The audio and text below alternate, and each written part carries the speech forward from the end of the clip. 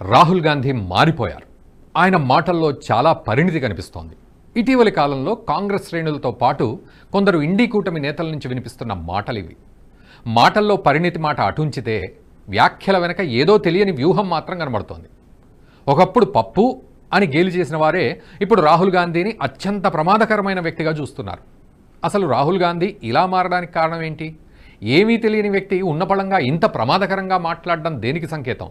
రాహుల్ గాంధీని ఎవరైనా వెనకుండి నడిపిస్తున్నారా? అలా నడిపిస్తుంటే వాళ్ళెవరు తెలుసుకునే ముందు ఈ వీడియోను మాత్రం దయచేసి లైక్ చేసి 10 మందికి షేర్ చేయండి. మీ అమూల్యమైన సలహాలు సూచనలు మీ కామెంట్ల ద్వారా మాతో పంచుకోండి. అలాగే వీడియో డిస్క్రిప్షన్లో ఉన్న నేషనలిస్ట్ హబ్ వాట్సాప్ ఛానల్ను ఫాలో చేసి ప్రతి అప్డేట్ని మిస్ అవ్వకుండా చూడండి. నేషనలిస్ట్ హబ్ ఛానల్ను సబ్స్క్రైబ్ చేసుకుని జాతీయవాద జర్నలిజాన్ని ప్రోత్సహించండి. రాహుల్ గాంధీ ప్రస్తుతం అనేక విషయాలు ప్రస్తావిస్తున్నారు. అగ్నివీర్, కులగణన, రిజర్వేషన్లు, బడ్జెట్ లాంటి అనేక అంశాలపై తనదైన శైలిలో వ్యాఖ్యానించే ప్రయత్నం చేస్తున్నారు.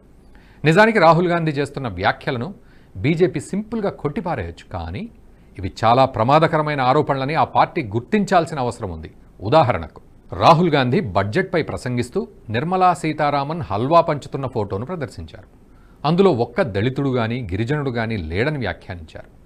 దేశాన్ని నడిపించే బడ్జెట్లో దళితులు లేకపోవడమా అని ప్రశ్నించారు. మన దేశాన్ని అగ్రవర్ణాల వారితో నడిపిస్తున్నారని, ఇది ఆక్షేపణీయం అని పేర్కొన్నారు. ఈ వ్యాఖ్యల్ని చూస్తే చాలా సిల్లీగా అనిపిస్తాయి. సాధారణంగా అధికారుల టాలెంట్ను బట్టి, వారి సీనియారిటీని బట్టి బడ్జెట్ తయారీకి ఎంచుకుంటారు. ఇందులో ఎక్కడా కూడా కుల ప్రస్తావన ఉండదు. అటువంటిది రాహుల్ గాంధీ ఈ వ్యాఖ్యల్ని చేయడం ఏమిటి అని చాలామంది ముక్కున వేలేసుకుంటున్నారు. ఇక మరో సమయంలో దేశమంతా కులగణన చేపట్టాలని పట్టుబట్టారు. దేశంలో ఏ కులం వారు ఎంతమంది ఉన్నారు అనే విషయాలపై స్పష్టమైన లెక్కలేదని, అలాంటప్పుడు ఆయా కులాల వారు ఎలా బాగుపడతారు అంటూ ప్రశ్నించారు. క్రీమీ లేయర్కు కులగణన అత్యవసరమని రాహుల్ గాంధీ పట్టుబట్టారు. దీంతోపాటు లోక్సభ ఎన్నికల ముందు బీజేపీ అధికారంలోకి వస్తే రాజ్యాంగాన్ని మార్చుతారని, రిజర్వేషన్లు ఎత్తివేస్తారని కాంగ్రెస్ దుష్ప్రచారం చేసింది. నిజానికి రాహుల్ గాంధీ ఒక్కరే అయితే ఇంతలా ప్రచారం చేయలేదు. ఇతని వెనక ఒక వ్యవస్థ ఉన్నది అనేది కొట్టిపారేయలేని సత్యం. ఆ వ్యవస్థను నడుపుతున్న నాయకుడు రాహుల్కు అత్యంత ప్రీతిపాత్రుడు శామ్ పిట్రోడా. ఇతను అమెరికాలో స్థిర నివాసం ఏర్పరచుకుని ఓవర్సీస్ కాంగ్రెస్కు చైర్మన్గా వ్యవహరిస్తుంటాడు.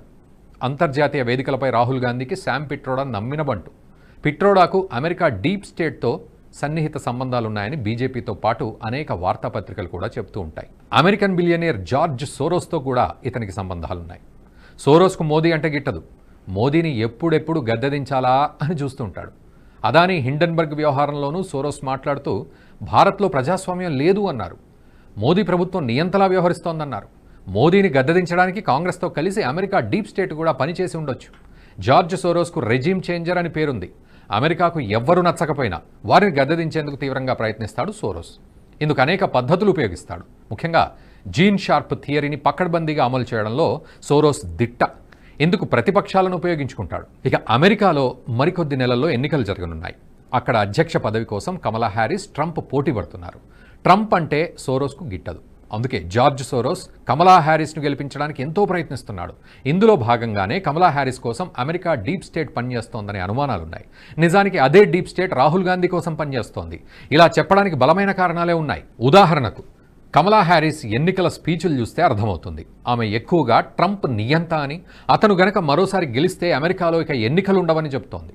సరిగ్గా ఇదే తరహాలో లోక్సభ ఎన్నికల సమయంలో కాంగ్రెస్ పార్టీ ప్రచారం నిర్వహించింది. రాహుల్ గాంధీతో పాటు కాంగ్రెస్ పార్టీ మోదీ నియంత అని, మరోసారి అధికారంలోకి వస్తే రాజ్యాంగాన్ని రద్దు చేస్తారని దుష్ప్రచారం చేశారు. దీంతోపాటు రిజర్వేషన్లు కూడా తొలగిస్తారని అబద్ధపు ప్రచారం చేశారు.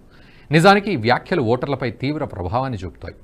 రిజర్వేషన్లు, రాజ్యాంగం అన్నవి యావత్ ప్రజానీకానికి సంబంధించిన అంశాలు. కులాలతో సంబంధం లేకుండా అందరూ వీటిని కోరుకుంటారు. అందుకే ఈ ప్రచారం చాలామందిపై ప్రభావం చూపింది. నిజానికి భారత రాజ్యాంగాన్ని మార్చడం అంత ఈజీ పని కాదు. అంబేద్కరే మళ్లీ పుట్టినా రాజ్యాంగాన్ని మార్చలేరని, నిబంధనలు అంత కఠినంగా ఉంటాయని ఎన్నోసార్లు మోదీ సైతం వ్యాఖ్యానించారు. అయినా కూడా మోదీ రాజ్యాంగాన్ని మార్చేస్తారంటూ కాంగ్రెస్ దుష్ప్రచారం చేసింది. ఈ విషయంలో కొంతమేర విజయం కూడా సాధించిందిలేండి. బీజేపీకి సీట్లు తగ్గడమే ఇందుకు నిదర్శనం. కాంగ్రెస్ పార్టీ ఇలా దుష్ప్రచారం చేయడం వెనుక అమెరికా డీప్ స్టేట్ హస్తం ఉన్నట్టు తెలుస్తోంది. ముఖ్యంగా శామ్ పిట్రోడాకు సంబంధించిన ఎన్జీఓలకు రాక్ ఫెల్లర్ ఫౌండేషన్తో పాటు సోరోస్కు చెందిన సంస్థలతోనూ సంబంధాలున్నాయి. వీరు కాంగ్రెస్కు కావాల్సిన ప్రచారాన్ని చేసి పెడుతున్నారనే వార్తలున్నాయి. దీంతోపాటు రాహుల్ గాంధీ కూడా తరచూ అమెరికా పర్యటనలు చేయడం, వీటిని వీలైనంత మేర గోప్యంగా ఉంచడం జరుగుతోంది. గతంలో అమెరికా వైట్ హౌస్ను కూడా రాహుల్ గాంధీ రహస్యంగా సందర్శించారని వార్తలు వచ్చాయి. వీటన్నింటినీ చూసుకుంటే కాంగ్రెస్కు ప్రస్తుతం సీట్లు పెరగడం వెనక సోరోస్తో పాటు అమెరికా డీప్ స్టేట్ శ్రమ ఎంతో ఉందని తెలుస్తోంది. మరోవైపు మోదీ అధికారంలోకి వచ్చిన తర్వాత అమెరికా ద్వంద్వ వైఖరి పట్ల అత్యంత కఠినంగా వ్యవహరిస్తున్నారు. దేశ ప్రజల ప్రయోజనాలే పరమావధిగా పాలన సాగిస్తున్నారు. ఇందుకోసం కొన్నిసార్లు అమెరికా విధానాలను కూడా తప్పుపడుతున్నారు. అందుకే మోదీ అంటే అమెరికాకు గిట్టదు. ఈ కారణంగానే మోదీని గద్దెదించడానికి ఇక్కడి ప్రతిపక్షాలను వాడుకుంటోంది. అయితే దీన్ని మోదీ నేతృత్వంలోని బీజేపీ ఎలా అడ్డుకుంటుందో తెలియాలంటే మనం వేచి చూడాల్సిందే. వీలైతే ఈ విషయంపై మీరు ఖచ్చితంగా కామెంట్ కూడా చేయండి అండ్ ఈ వీడియోని మీ మిత్రులకు కూడా షేర్ చేయండి. ఈ వీడియో మీకు నచ్చినట్టయితే లైక్ చేయండి, 10 మందికి షేర్ చేయండి. అలాగే కామెంట్ల రూపంలో మీ అభిప్రాయాలను మాతో పంచుకోండి. Nationalist hub group of channels ను సబ్స్క్రైబ్ చేసుకుని తెలుగునాట జాతీయవాద జర్నలిజాన్ని ప్రోత్సహించండి. ఈ వీడియో కింద ఉన్న బెల్ ఐకాన్ పై క్లిక్ చేయడం మర్చిపోవద్దు.